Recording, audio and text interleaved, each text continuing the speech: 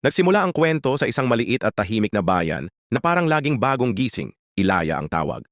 Dito nakatira si Jojo, isang pastol ng baka na parang may diploma sa Bachelor of Alagang Hayop. Siya ang pinagkakatiwalaan na mag-alaga ng mga baka ng isang importanteng opisyal. Pero teka, hindi lang basta opisyal, pinsan pa ng gobernador. At ang pangalan ng pinsan? Freddy. Oo, hindi yung nasa pelikula. Ibang Freddy to. Mas mahilig sa sosyal na buhay kaysa sa takot-takutan. Isang araw, habang nagwiwisik ng pabango si Jojo, nagawa sa pinaghalong amoy damo at baka, naghahanda siyang ihatid ang mga baka ni Governor sa isang malaking parada.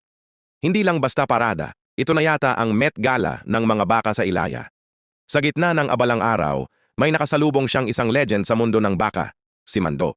Kilala si Mando bilang sapinarian, parang veterinarian pero mas macho, dahil kahit gutom na baka, parang modelong rumarampa sa rampa kapag siya ang nag-alaga. Ngunit hindi pa tapos ang sorpresa. Dumating din si Pedro, isang mamimili ng baka na mukhang galing sa auction pero may dalang kwarta. Lumapit siya kay Jojo at nagtanong kung may bentang baka. Siyempre si Jojo, parang tindero sa palengke, agad nag-alok. Nag-usap sila habang nagpapaypay sa ilalim ng punong mangga at sa dulo ng pag-uusap, boom deal! 3 baka para sa halagang 90,000. Presyong kaibigan, hindi presyong turista. Siyempre si Jojo ay masaya, kaya't sinabi niyang ihahatid ang 3 baka kinabukasan. Pero hindi rin siya nagpahuli. Humingi siya ng paunang bayad. Pangkape lang, sabi niya, pero mukhang may kasamang pandesal. Matapos ang transaksyon, tumuloy na si Jojo sa kanyang amo, si Antonio, at ayon, dumating na rin si Freddy. Si Freddy ay gobernador na parang laging naka-vacation mode, mahilig sa party, at ayon sa chismis ng bayan, kapag may event, siya ang nauunang sumayaw kahit wala pang tugtog. Ngunit teka, hindi lang sayawan ang nasa isip ni Freddy. May binabalak pala siyang proyekto, isang grandeng development plan. Pero gaya ng ibang plano, medyo malabo pa. Parang blueprint na nabasa ng ulan. May balak palang malupit si Freddy, isang bagong paliparan. Oo, hindi para sa jet private niya, kahit baka gusto rin niya yon, kundi para sa plano niyang muling tumakbo bilang gobernador. Aba, ang ambisyon ni Kuya, abot ulap. At bilang parte ng kampanya niya, nagdesisyon siyang mamigay ng lupa. Hindi raffle. Ha, talagang hati-hati sa mga kaalyado. Si Mayor, mga kilalang tao sa barangay, at syempre, yung mga malalapit sa puso niya. Pagkatapos ng long meeting at biglaang Generosity Award, umuwi na si Freddy sa kanyang mansion. At pagpasok niya sa bahay, aba, hindi isa kundi 2 babae ang bumati sa kanya.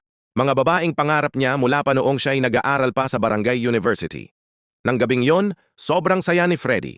Kaya sila'y naglaro ng futsal. Oo, futsal. Pero sa loob ng bahay. Habang si Freddy ay abala sa kanyang mga championship moments, si Jojo naman, palihim siyang pumasok sa kulungan ng mga baka at nagnakaw. Oo, ang ninakaw niya ay ang mga baka na ibebenta dapat kay Pedro. Pero sa malas niya, naabutan siya ni Boss Antonio habang sinusubukang itago ang baka sa loob ng tricycle. Ayun, walang second half ang laro ni Kuko. Diretso kulungan, red card. Kinabukasan, dumalaw si Carmela sa kulungan para makita si Jojo. Umiyak si Carmela habang may dalang adobo, sinigang, at panalangin. Hindi pwedeng dito ka lang, sabi niya. Kaya't agad siyang nagpunta kay Freddy para pakiusapan na palayain si Jojo. Pero pagdating niya sa mansion ni Freddy, si Manong Guard, na para bang may karapatang i-judge ang OOTD ni Carmela, bigla na lang siyang pinalayas. Sa kanyang paglalakad, nakasalubong niya ang kampanya ni Antonio at, surprise! Kasama ang misis ni Freddy na si Amor. Eto na, golden opportunity. Lumapit si Carmela at inilahad ang buong drama, mula sa futsal match nila ni Jojo hanggang sa kulungan ng baka at selda. Si Amor, na akala mo'y kalmado, biglang naging alert mode, nanlaki ang mata, natapon ng kape. Pag-uwi ni Amor, aba, dinatnan niya si Freddy sa bahay. Ayan na naman, nagfufutsal. Pero hindi nag-iisa, may kasama na namang bagong ka-teammate. Si Amor, sa sobrang gulat, muntik nang mag-slide sa tiles. Si Freddy, nakangiti lang parang walang nangyari. Normal lang to, sabi niya. Kinabukasan, pumunta si Amor sa bahay ni Carmela, dala niya ang isang puting sobre na parang galing pa sa awards night. Pagbukas, ayun na, pera. Hindi lang basta-bastang pera, ha? Kasya to pang grocery ng buong barangay. Sabi ni Amor, Carmela, simpleng usapan lang. Tulungan mo akong paibigin si Freddy. Kapag nakuha mo ulit ang kiliti niya, ay puso niya, palalayain ko si Jojo. At dito na napilitan si Carmela na pumayag.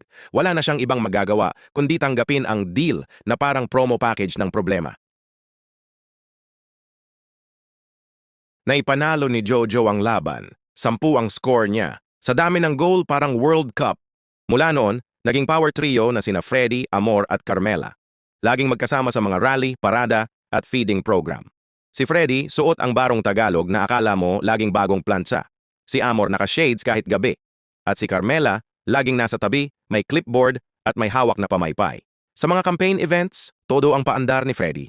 Mga kababayan, ang Ilaya ay aangat, hindi lang airport, kundi future port. Lahat ng tao tuwang-tuwa. Parang si Freddy na ang bagong bida sa telenovela ng buhay nila. Sa harap ng kamera at spotlight, si Freddy ay parang anghel na bumaba mula sa langit ng Ilaya. Puro pangakong magpapasagana sa bayan. May libreng wifi, paliparan na may karaoke lounge, at ayuda na may kasamang lumpia. Pero sa likod ng barong at ngiti niya, naku po, si Freddy pala ay certified kontrabida. Gagawin ang lahat, kahit kalabanin ng langit, para sa sariling interes. At nang malaman niya ang mga strategy ni Amor, hindi na siya nagpatumpik-tumpik, divorce agad. Si Amor, kahit nagkunwaring cool deep inside, ay nagpa-playlist ng malungkot na OPM sa banyo. Kahit tinanggap niya si Carmela, friendship over pa rin kay Freddy. Sa kanyang pag-iisa, tumawag siya sa tanging taong alam niyang kasing lalim din ng balak niya, si Antonio. Nagkita sina Amor at Antonio, at parang eksena sa madilim na coffee shop, binuo nila ang Plan Akadao's revenge para kay Gove. Si Jojo? Ayun, nilapitan ni Antonio sa bahay habang nagwawalis ng bakuran. Jojo, may mission ka? Promise, makakabalik ka kay Carmela kapag natapos mo to. Ang tunog? Parang teleserye meets spy movie. Habang busy ang bayan sa campaign rally ni Freddy na may pa-drumline at libreng fishball, si Jojo ay nakamaskara at may earpiece. Ginalaw niya ang plano ng parang ninja sa fiesta at boom, mission accomplished. Si Freddy, out na sa laban. Pero hindi pa tapos ang twist. Sa bilis ng karma, nawala rin si Jojo. Natsugi ng tauhan ni Freddy na tila may sariling agenda. Si Amor? Gumanap na parang bida sa MMK. Nakaitim, may shades, umiiyak, pero may power stance. Ang bayan ay nawalan ng ama. At asawa ko. Halos lahat ay naiyak, pati yung cameraman. Dahil dito, si Amor ang umupo bilang bagong gobernadora ng Ilaya. At si Carmela?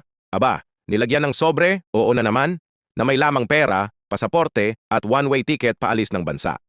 Kailangan mong mawala, sabi ni Amor.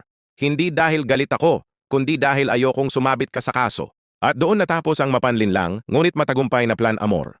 Nakaganti siya sa lalaking minahal pero niloko, naluklok pa bilang gobernador at nailigpit ang mga hadlang. Kung nagustuhan mo to, i-like mo na.